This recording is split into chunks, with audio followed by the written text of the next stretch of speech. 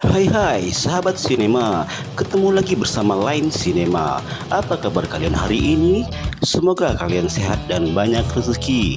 Namun pesan Mimin, jika kalian banyak rezeki, jangan lupa untuk bersedekah ya guys. Karena dengan sedekah mudah-mudahan bisa membuat kalian banyak rezeki lagi guys.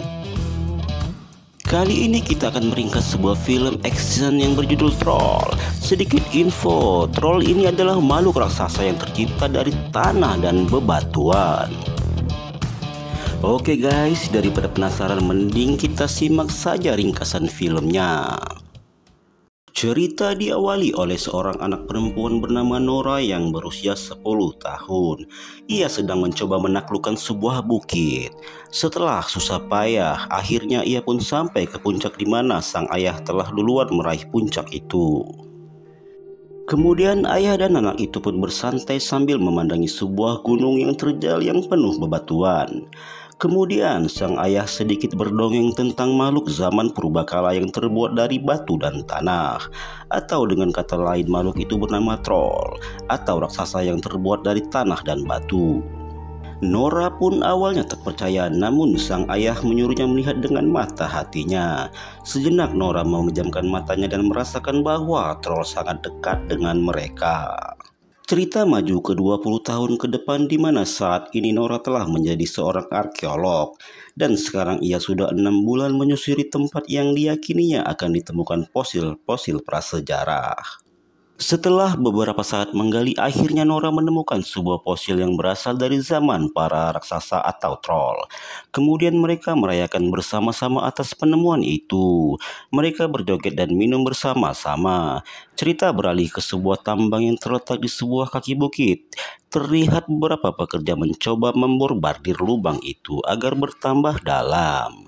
Setelah semua bahan peledak dipasang, seseorang mandor pun langsung menekan tombol kontrol pemicu ledakan.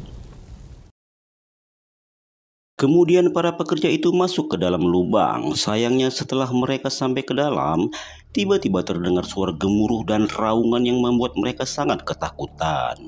Tidak lama guncangan demi guncangan pun terjadi dan membuat lubang itu pun runtuh dan membuat semua pekerja itu tewas tertimbun. Berita tewasnya para pekerja itu sampai di markas pertahanan. Terlihat di monitor ada sebuah kejanggalan di area tewasnya pekerja, lalu mereka mengirim pesawat pengintai untuk menyelidikinya. Laporan atau foto dari pesawat pengintai pun telah sampai ke Ibu Perdana Menteri. Perdana Menteri pun dibuat terkejut apa yang ditangkap oleh pesawat pengintai. Kemudian Perdana Menteri menginstruksikan untuk mencari ahli-ahli di bidang ini. Selagi Nora dan yang lain berpesta, tiba-tiba datanglah sebuah helikopter militer yang mendarat tepat di depan mereka.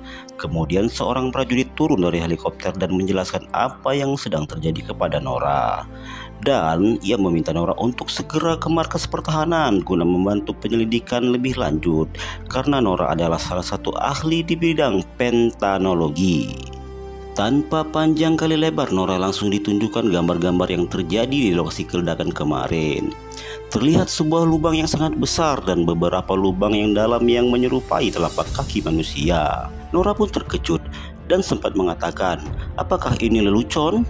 Lalu Perdana Menteri pun meyakinkan kalau ini adalah sungguh-sungguh terjadi. Kemudian para ahli mengeluarkan semua keahliannya untuk mempresentasikan apa yang terlihat di monitor. Namun Nora dengan santai menjawab apa yang ia lihat ataupun orang lain, bahwa apa yang tertera di monitor itu adalah sebuah telapak kaki. Mendengar itu, beberapa ahli tertawa kecil seolah-olah mengejek Nora. Lalu tiba-tiba seorang pegawai melaporkan sesuatu, bahwa ia mendapatkan video apa yang terjadi di lokasi.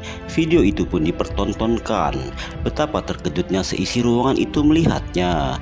Terlihatlah beberapa pengunjung yang sedang bersorak-sorai dan ledakan yang melontarkan bongkahan bebatuan yang sangat besar. Namun tiba-tiba Nora meminta untuk berhenti memutarkan video tersebut. Ternyata Nora melihat seperti sosok raksasa yang sedang bangkit dari tidur panjangnya. Dan itu pun sekali lagi membuat beberapa ahli tertawa kecil, seolah Nora ini berguyon atau melawak. Cerita pindah ke sebuah desa di mana sepasang kakek nenek yang kehilangan rumahnya karena diinjak oleh troll yang kebetulan melewati rumahnya. Kemudian Nora pun diangkat menjadi penasihat arkeolog. Singkat cerita, Nora dan tim terbang menuju ke lokasi rumah kakek nenek yang hancur. Dan di sana Nora berusaha meminta semua keterangan dari pasangan manula itu. Di sana Nora dan Jim disambut oleh Kapten Chris yang ternyata sudah duluan berada di sana. Terlihat sebuah telapak raksasa dan neruntuhan rumah yang telah hancur. Kemudian Kapten Chris menjelaskan secara detail apa yang telah terjadi. Lalu mereka terbang lagi dan menyusuri jejak raksasa tersebut. Setelah lama terbang, akhirnya jejak raksasa itu pun hilang. Dan sangat membuat Nora dan tim terheran-heran.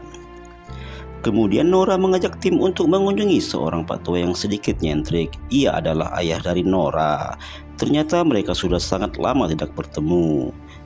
Tanpa panjang lebar, Nora pun langsung menceritakan apa yang telah terjadi dan menunjukkan video rekaman yang telah terjadi. Melihat itu, ayah Nora pun langsung berpikir kalau itu adalah ulahnya troll atau raksasa yang terbuat dari batu dan tanah. Dengan semangat, ayahnya mengajak tim untuk mencari keberadaan troll. Setelah terbang beberapa saat, kemudian ayahnya menyuruh pilot untuk turun. Sepertinya ia merasakan keberadaan troll di dekat-dekat situ. Setelah sampai di bawah, Nora dan ayahnya langsung mengecek sekeliling dan melihat buku catatan Nora. Nora berpikir makhluk ini pasti sedang berkamuflase, karena tidak mungkin makhluk sebesar itu bisa bersembunyi. Namun tiba-tiba mereka dikejutkan oleh bangkitnya makhluk raksasa tersebut. Mereka pun langsung panik dan segera melarikan diri dan naik ke helikopter dan langsung meninggalkan tempat itu. Sin kembali ke markas di mana ayahnya Nora dianggap seperti orang gila yang percaya dengan tahayul. Padahal raksasa itu benar-benar nyata adanya. Nora sepertinya sedikit kesal dengan ayahnya karena ayahnya menjelaskan kepada para ahli dengan cara yang sangat tidak masuk akal, meski makhluk itu nyata.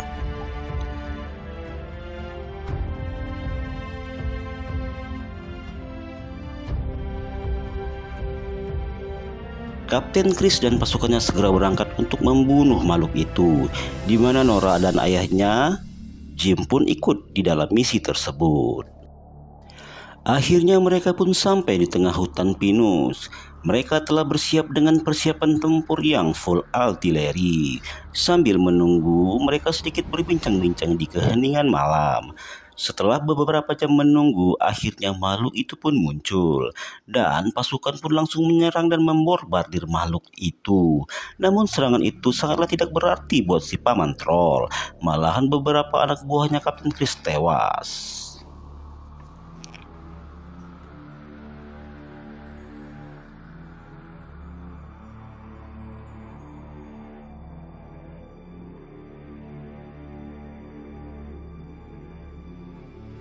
Lalu mereka pun mundur. Terlihatlah ayahnya Nora seperti sedang berbincang dengan troll. Troll pun juga sepertinya mengerti apa yang dibicarakan oleh ayahnya Nora. Namun di dalam percakapan antara ayahnya Nora dan troll, tiba-tiba seorang prajurit menembak ke arah troll dan itu membuat troll mengamuk kembali. Dan pada akhirnya ayahnya Nora pun tewas karena hantaman tangan si troll. Sebelum tewas, ayahnya Nora bilang istana kerajaan. Sepertinya Nora harus memecahkan misteri tentang kerajaan di Norwegia tersebut. Ada apa di dalam istana itu? Sin pun kembali ke markas di mana Nora dan Jim masih berusaha mencari akal untuk melumpuhkan troll. Nora pun membuka kembali dan membaca buku harian ayahnya. Namun tiba-tiba ia mendapatkan ide setelah membaca buku harian ayahnya itu.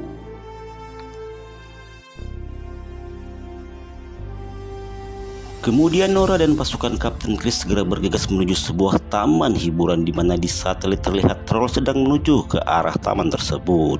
Terlihat aneh kali ini karena setiap helikopter terbang dengan membawa lonceng gereja yang cukup besar di bawahnya. Tak lama pasukan pun sampai dan langsung mengelilingi troll dengan suara lonceng yang saling bersautan. Terlihat troll menjadi pusing dengan bunyi lonceng tersebut.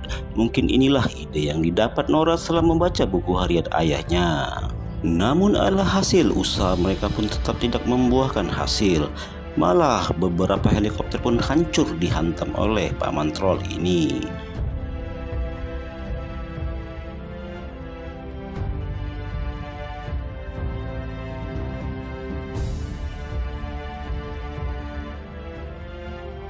Dengan sekejap berita pun menyebar ke penjuru negeri. Apakah ini raksasanya Norwegia? Sungguh kali ini Perdana Menteri dibuat bingung dengan masalah ini. Cerita kembali ke markas di mana Perdana Menteri didesak untuk meluncurkan nuklir untuk membunuh troll. Dan juga harus segera mungkin mengevakuasi semua warga yang berada di radius makhluk raksasa itu. Kepanikan di penjuru kota pun melanda karena ketakutan akan makhluk ini. Blokade dan barikade pun dikerahkan untuk menghalangi paman troll ini masuk ke jantung kota. Lalu selagi di perjalanan Nora mengingat apa yang ayahnya pesankan sebelum ia tewas tentang istana dan kerajaan. Sedangkan sebuah pesawat tempur bergerak cepat dengan membawa sebuah rudal nuklir guna untuk menghancurkan si raksasa. Namun rudal itu tidak bisa diluncurkan karena kodenya telah disadap oleh teman Jim yang berada di markas. Dengan begitu, jantung kota tidak menjadi hancur karena ledakan rudal tersebut. Raksasa troll pun akhirnya sampai di tempat Kapten Chris dan pasukannya. Semua pasukan menjadi cemas dan takut akan besar dan mengerikannya makhluk raksasa ini.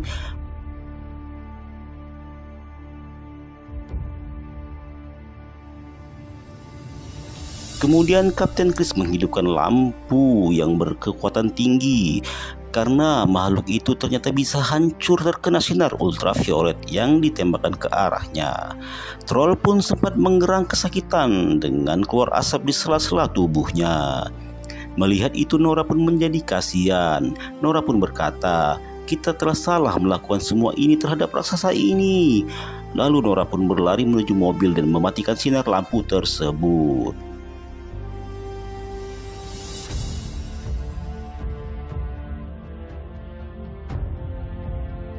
Namun waktu telah menunjukkan pukul 6 pagi di mana sinar matahari akan segera menampakkan dirinya. Dan pada akhirnya troll pun terkena sinar matahari secara full dan itu membuat ia menggerang untuk kedua kalinya. Badannya berasap dan terbakar. Tak memakan waktu lama, akhirnya troll pun tewas di tempat dan berubah menjadi batu kembali. Dan kali ini sepertinya troll ini tewas untuk selamanya. Oke teman sinema, sekian dulu ringkasan film kali ini. Semoga film ini bisa membuat kalian menjadi sedikit terhibur. Oke guys, salam buat keluarga kalian. Semoga selalu diberi kesehatan. Wassalam, bye bye sahabat sinema.